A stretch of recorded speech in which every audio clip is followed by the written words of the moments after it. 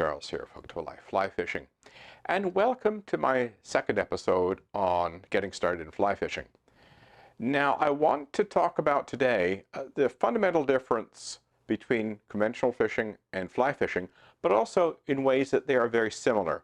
And it really is the essential difference between the two, where we can say in conventional fishing, when we make a cast, we cast the lure and the line goes for the ride. In fly fishing, we cast the line and the fly goes for the ride.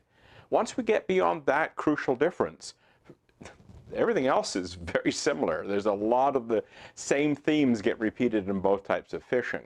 But that one concept of what we're actually casting makes such a difference between the two styles of fishing. And once you get that sort of concept in your head, it makes the transition to fly fishing a lot easier.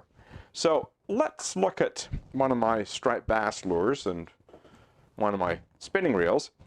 There's a lot of weight in this lure. There's very little weight in that 20-pound Power Pro. So when I cast this, the inertia in this lure loads the rod. In other words, when I say loads the rod bends. So I have a tight line behind my rod tip, going all the way back to the lure. And as I accelerate the rod forward, the inertia in this lure causes the rod to bend. And then I start accelerating both together. And then when I come to a stop, the energy stored in the rod is released and the lure goes flying. And the line starts peeling off this reel. And then I hook a huge striped bass, right? Well, in fly fishing, we're casting stuff like this, these tiny little dry flies. There's virtually no weight in that. You'll never load a rod with one of these flies. It's impossible.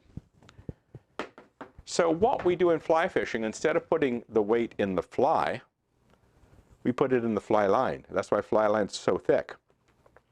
We store the weight. The inertia is in here.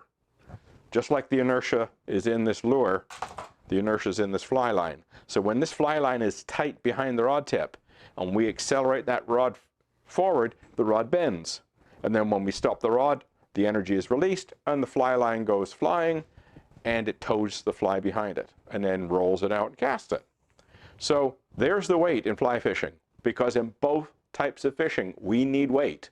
If we don't have some mass behind the fly rod tip or the fishing rod tip, we can't load the rod. And if we can't load the rod, we can't make a cast. It's as simple as that. So it doesn't matter whether it's conventional fishing or fly fishing, you need a tight line with the weight behind the rod tip. And then when you accelerate the rod forward, the rod loads. When you stop the rod, it unloads, and your fly or your lure goes on its way. So that is really the essential difference between fly fishing and conventional fishing. And when you get out there with your first fly rod and you want to start casting, remember, you're not trying to cast the fly. You're trying to cast the fly line.